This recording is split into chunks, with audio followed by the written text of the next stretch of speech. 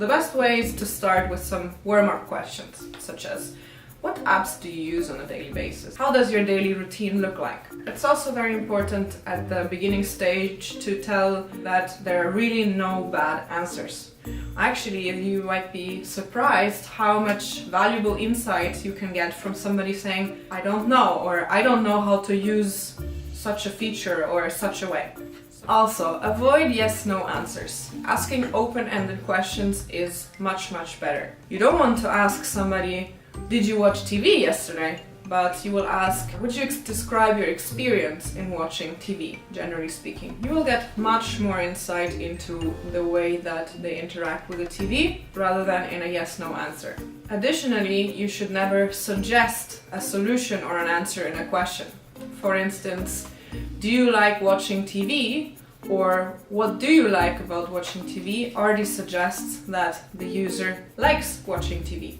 Avoid using technical terms. You'd be surprised how many people are afraid to admit that they didn't understand your question because they're ashamed that they didn't understand you.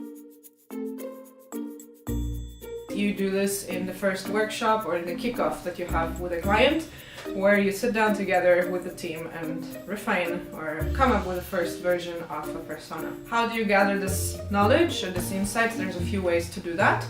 Of course, user interviews. Secondary user research is definitely a good way to do it as well. Expert interviews, surveys, of course, and analytics and data, especially when you have an existing product. You're reviewing how users are behaving on your product as it is. Stakeholder interviews. This is very important because in the end you're building a product for somebody out there, but you're building it with somebody. Market research.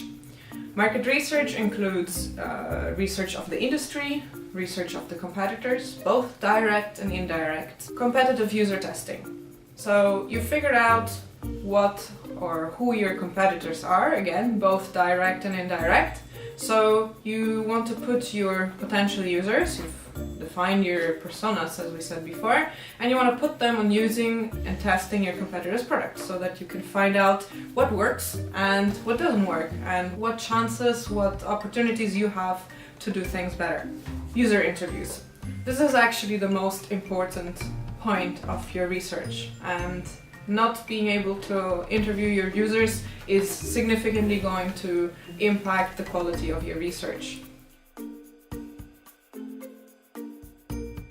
So the visual part is really the last step of the design process. First of all, before you start making the visual appearance of your product, you want to know what you're building. You also want to know who you're building your product for. The later you decide to do iterations on your product, the more expensive it gets.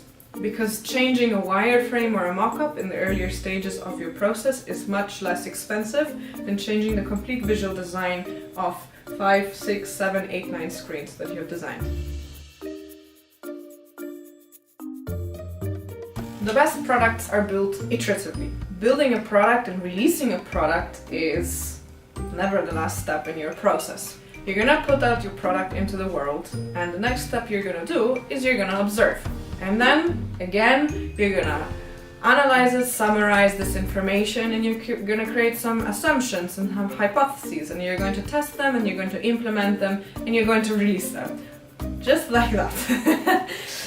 Practically speaking, one of the first things you're going to do is to implement analytics on your product. This is fairly simple, but this is going to change your process later on, because this is going to give you insights, qualitative and quantitative insight. Qualitative, for instance, with heat maps through Hotjar, quantitative, for instance, with Google Analytics. So I'm 100% sure that when you've released your product, you're going to already know what you want to work on next and what to improve on. So the next step is getting back together with your team, planning ahead, and picking up the work again.